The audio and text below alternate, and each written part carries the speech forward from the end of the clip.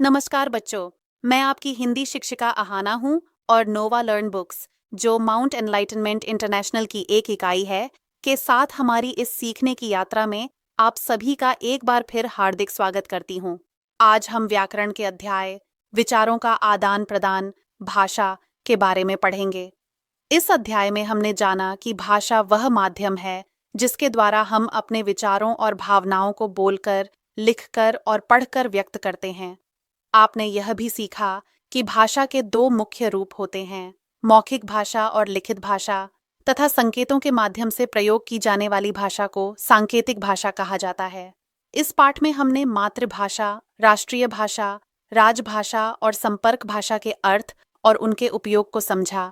साथ ही बोली, उपभाषा और भाषा के अंतर पर भी चर्चा की। आपने यह भी जाना कि किसी भाषा को लिखने की निश्चित विधि को लिपि कहते हैं और हिंदी की लिपि देवनागरी है। अंत में हमने साहित्य और व्याकरण के महत्व को समझा। व्याकरण हमें भाषा को शुद्ध, स्पष्ट और सही रूप में प्रयोग करना सिखाता है। अध्याय 1 विचारों का आदान प्रदान।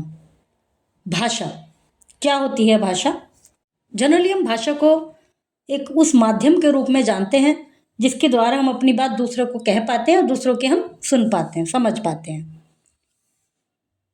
लड़की पत्र लिख रही है, राजम और स्वामी बातें कर रहे हैं। ऊपर दिए गए चित्रों में एक लड़की पत्र लिखकर अपने विचारों को व्यक्त कर रही है तथा दो लड़के राजम और स्वामी बोलकर बातें कर रहे हैं। संसार में प्रत्येक प्राणी किसी न किसी प्रकार से अपने भावों और विचारों को प्रकट करता है। मनुष्य एक सामाजिक और चिंतनशील प्राणी है। सामाजिक मतलब समाज में रहता है।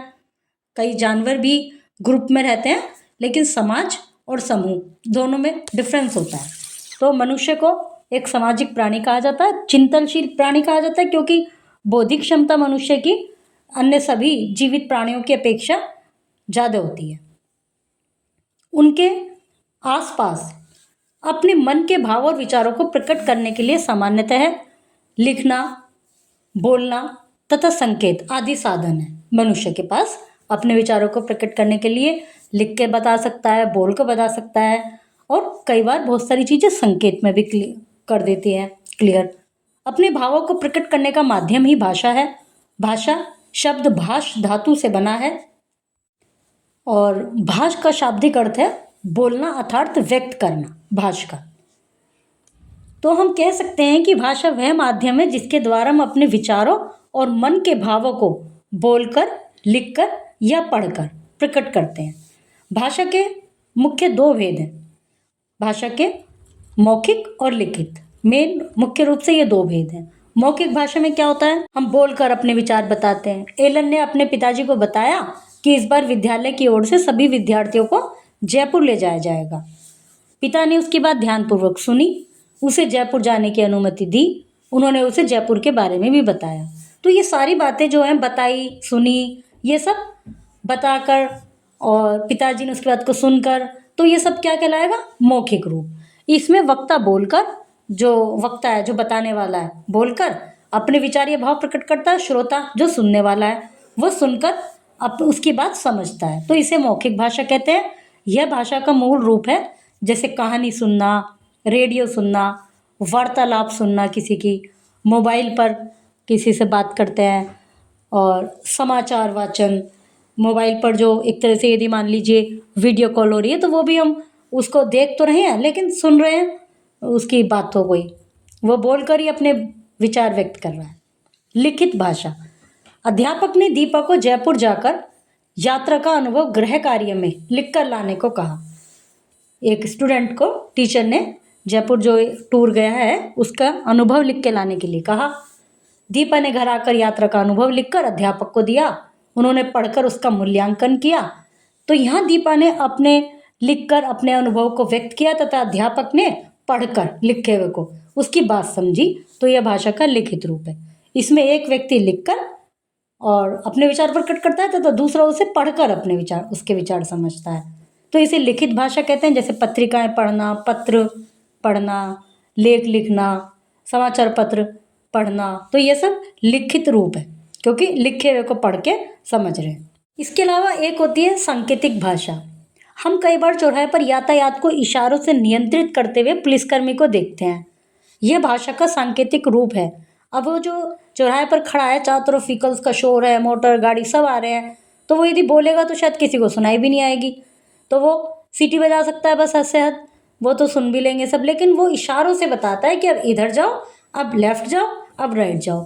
तो ये हो जाती है सांकेतिक भाषा। इसको भाषा के रूपों में सम्मिलित नहीं किया जाता, क्योंकि यह आवश्यक नहीं कि जिस बात को संकेतों से बताया जा रहा है उसी बात के लिए समझा जाए। कई बार संकेत से भ्रम भी पैदा हो सकता है। इसे ही सांकेतिक भाषा कहते हैं। जैसे माँ का इशारे से बच्चे को बुलाना, चुप करना, डांटना। कई बार टीचर क्लास में मुंह पे उंगली रख के कह देती है, एक तरह से इशारा कर देती है कि सब चुप हो जाओ, चुप, इस तरह से मुंह पे उंगली रखती हैं। और आपको कहा जाता है मुंह पे उंगली रख के बैठो, तो उसका मतलब यह है कि बस तात्पर्य यह है कि चुप रह जाओ, चुप रहने का संकेत होता है वो। तो ये होता है सांकेतिक भाषा। ये मुख्य रूप में नहीं आती क्योंकि इसको क्लियर नहीं किया जा सकता कई बार। मातृभाषा, वह भाषा जिसे बालक सर्वप्रथम अपनी माँ से तथा परिवार से सीखता है, वह मातृभाषा कहलाती है। इस भाषा के द्वारा बालक का परिचय सर्वप्रथम होता है। सबसे पहले बच्चा उसी से ही कोई सुनता है जो उसके घर में बोली जाती है। यदि बालक का जन्म हिंदी भाषी परिवार में हुआ है तो उसकी मातृभाषा हिंदी होगी। यदि बालक के परिवार में पंजाबी बोली जाती है तो उसकी मातृभाषा पंजाबी होगी। अब जैसे हम हिंदी भाषी हैं तो हमें पंजाबी भाषा में कई बार ये लगता है कि हमें समझ में नहीं आती। और जो उनके घर का कोई छोटा बच्चा भी, जो घर में सबसे छोटा बच्चा होगा, जैसे ही वो बोलना सीखता है या सुनना उसको समझ में आ जाता है तो वो उस भाषा को समझने और बोलने भी लगता है, क्योंकि वो उसकी मातृभाषा, वो उसने बचपन से बिल्कुल पैदा होते ही सबसे पहले उसने उसी भाषा से उसका परिचय हुआ है। राष्ट्रभाषा, वह भाषा जिसका प्रयोग देश के अधिकांश निवासियों द्वारा किया जाता है, राष्ट्रभाषा कहलाती है। हिंदी हमारी राष्ट्रभाषा मानी जाती है क्योंकि भारत में लगभग 70% निवासियों द्वारा किसी न किसी रूप में इसका प्रयोग किया जाता है। लेकिन हिंदी को राष्ट्रभाषा के रूप में आधिकारिक मान्यता प्राप्त नहीं है। हर देश की अपनी अपनी राष्ट्रभाषा होती है, जैसे अमेरिका की अंग्रेजी, चीन की चीनी, रूस की रूसी। तो ये हो गई राष्ट्रभाषा। राज्य भाषा, वह भाषा जिसका प्रयोग, राजभाषा मतलब राज्य नहीं, राज्य, जिसका प्रयोग देश के कार्यालयों में, संस्थानों में, राज्य के कामकाज के लिए किया जाता है, उसको राजभाषा कहलाती है। 14 सितंबर 1949 को भारतीय संविधान के अनुच्छेद 343 के अनुसार हिंदी को भारत की राजभाषा घोषित किया गया। इसलिए प्रत्येक वर्ष 14 सितंबर को हिंदी दिवस के रूप में मनाया जाता है। संपर्क भाषा, संपर्क भाषा क्या होती है? वह भाषा जिसका प्रयोग देश के निवासियों द्वारा आपस में संपर्क करने के लिए किया जाता है, तो वो संपर्क भाषा कहलाती है। भाषा, भारत की संपर्क भाषा हिंदी है। विश्व की संपर्क भाषा अंग्रेजी है, क्योंकि अंग्रेजी सब जगह बोली जाती है। जहाँ हिंदी भी नहीं समझ में आती उन लोगों को, तो अंग्रेजी एक ऐसा मीडियम है, इसलिए उसको इंटरनेशनल लैंग्वेज कहा जाता है। भारत की मान्यता प्राप्त भाषाएं, भारत देश में अनेक भाषाएं बोली जाती हैं, परंतु संविधान में 22 भाषाओं को मान्यता प्रदान की गई है, जैसे हिंदी, संस्कृत, असमिया, बांग्ला, गुजराती, बोडो, डोगरी, कन्नड़, कश्मीरी, कोंकणी, पंजाबी, उर्दू, मैथिली, मलयालम, मणिपुरी, मराठी, नेपाली, उड़िया, तमिल, तेलुगु, संथाली तथा सिंधी। स्मरणबोध, मानक भाषा, जब भाषा विकास प्रक्रिया से गुजरती है तब उसकी एक रूपता को बनाए रखना कठिन हो जाता है। मतलब उसको यूज़ करने वाले ज़्यादा लोग हो गए, वो उसमें नए नए शब्द आ गए, तो उसकी एक रूपता बनाए रखना कठिन हो जाता है। हिंदी भाषा का क्षेत्र बहुत बड़ा है, इसलिए इस पर बोलियों तथा उपभाषाओं का प्रभाव भी पड़ता है। ऐसी स्थिति में वर्ण व शब्दों के एक से अधिक रूप प्रचलित हो जाते हैं तथा कौन सा शुद्ध रूप है तथा मानक है, यह जानने में कठिनाई का अनुभव होता है। मतलब सही में इसको कहते क्या है, तो ये कई बार कन्फ्यूजन हो जाता है। इस कारण भाषा में एक रूपता की आवश्यकता पड़ती है। भाषा के जिस रूप को शिक्षित जन द्वारा प्रयुक्त और विद्वानों द्वारा स्वीकृत किया जाता है, वही भाषा का मानक रूप कहलाता है। बहुत से ऐसे शब्द होते हैं हिंदी में ही जिनको हम साधारण मतलब जनरली इस तरह से बोलते हैं कि उनका रूप बिगड़ जाता है, तो वही भाषा की एक रूपता नहीं रहती। तो उसके लिए जो विद्वानों द्वारा स्वीकृत है या जो उसका एक तरह से शिक्षित जन द्वारा उसको क्लैरिफाई किया गया है कि ये सही है, तो वही उसका मानक रूप कहलाता है।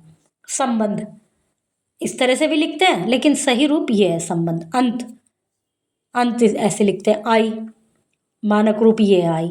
गए, इस तरह से। शुद्ध, तो ये हो गए लिखने में। ऐसी जनरली बोलचाल में कोई आप एग्जाम्पल अपने आप भी सोच सकते हैं। बहुत सारे ऐसे शब्द हैं जो आपके घर में जैसे कई बार बड़े लोग, दादी, मम्मी कुछ अलग तरह से बोलते होंगे, तो वो भाषा के शुद्ध रूप नहीं रह पाते। बोली, किसी सीमित क्षेत्र में प्रयोग की जाने वाली भाषा को बोली कहते हैं। इसका प्रयोग प्राय बातचीत के लिए किया जाता है। यह भाषा का अल्प विकसित रूप होता है। बोली में प्राय साहित्य की रचना नहीं होती। जो बोली होती है किसी क्षेत्र विशेष में बोली जाती है।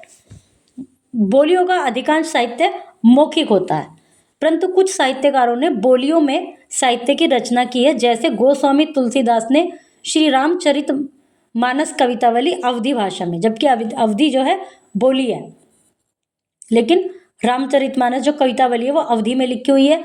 सूरदास ने सूरसागर ब्रज में तथा विद्यापति ने पदावली मैथिली की रचना की थी। कोई भी बोली विकसित होकर भाषा का रूप ग्रहण कर सकती है, जैसे खड़ी बोली आज आधुनिक हिंदी भाषा का रूप ले लिया है। जो खड़ी बोली है, जो ब्रज वगैरह में बोली जाती थी, वो उससे हिंदी भाषा का रूप ले लिया है। भारत में बोली जाने वाली कुछ अन्य बोलियां हैं कन्नौजी, बुंदेली, मगही, बघेली, बंगड़ आदि। उपभाषा, जब बोली का क्षेत्र थोड़ा बड़ा हो जाता है तो वह उपभाषा बन जाती है। इनमें कभी कभी साहित्य की रचना भी हो जाती है। एक उपभाषा की कई बोलियां हो सकती हैं। अवधी, ब्रज तथा राजस्थानी उपभाषा बन गई है। हिंदी की उपभाषाओं को 5 भागों में बांटा गया है, जैसे पश्चिमी हिंदी उपभाषा, पश्चिमी हिंदी, ब्रजभाषा, कन्नौजी, हरियाणवी, बुंदेली। पूर्वी हिंदी जो पूर्वी भारत में बोली जाती है, अवधी, बघेली, छत्तीसगढ़ी। राजस्थानी जो हिंदी है, राजस्थानी जो भाषा है, मेवाती, मारवाड़ी, मालवी, जयपुरी। पहाड़ी हिंदी, गढ़वाली, कुमाऊनी, मगधी, मगही, भोजपुरी, अंगिका। भोजपुरी मूवी भी आपने कोई एक आध देखी होगी। उनकी मतलब जो लिपि है वो तो यही है हमारे वाली, लेकिन बोलने की उनकी शब्दावली अलग है। लिपि, किसी भाषा को लिखने के ढंग या शैली को लिपि कहते हैं। भाषा को लिखित रूप में व्यक्त करने के लिए निश्चित चिन्हों का प्रयोग किया जाता है। प्रत्येक भाषा की अपनी लिपि होती है।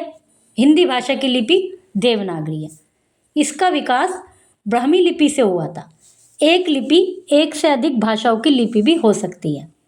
पंजाबी की लिपि Gurmukhi, French, Roman, Urdu, Farsi, रूसी, Cyrillic. Bengal, Bangla, Spanish, Roman. Hindi Devanagari, Angrezi, Roman 2 की हो चुकी है, तो ऐसे एक जो लिपि है औरों की भी हो सकती है।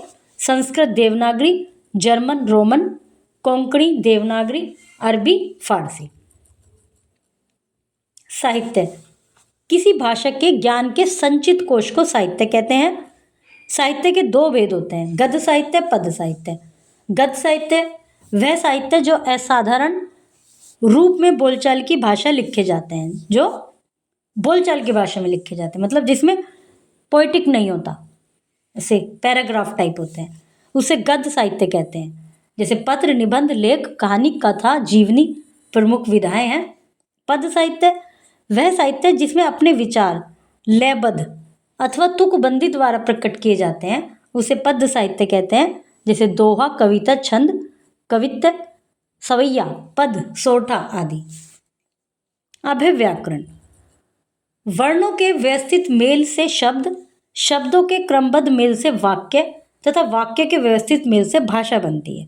सबसे पहले हम क्या सीखते हैं छोटी क्लासेस में?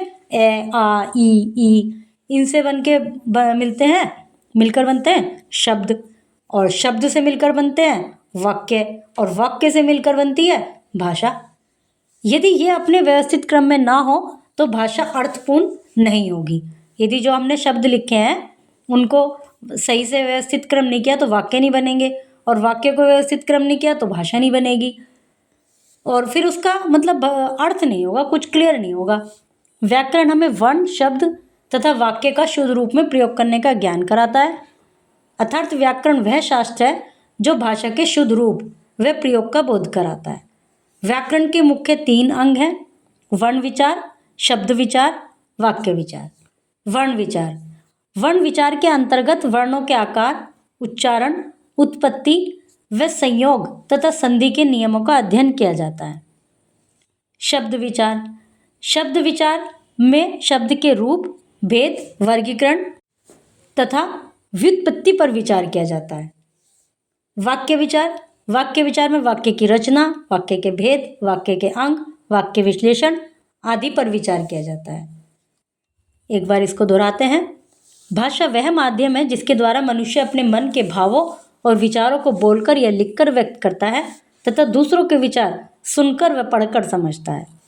जिसमें वक्ता बोलकर अपने विचार प्रकट करता है तथा श्रोता सुनकर उसकी बात समझता है, उसे मौखिक भाषा कहते हैं। जिसमें व्यक्ति लिखकर अपने विचार प्रकट करता है तथा दूसरा उसे पढ़कर समझता है, उसे लिखित भाषा कहते हैं। राष्ट्र के अधिकांश निवासियों द्वारा प्रयोग किया जाने वाली भाषा को राष्ट्रभाषा कहा जाता है। किसी सीमित क्षेत्र में बोले जाने वाली भाषा को क्षेत्रीय भाषा या बोली कहते हैं। बच्चों, आज हमने भाषा की मूल बातें सीख ली हैं। अगले अध्याय में हम एक और रोचक विषय के साथ फिर मिलेंगे। धन्यवाद और शुभ अध्ययन।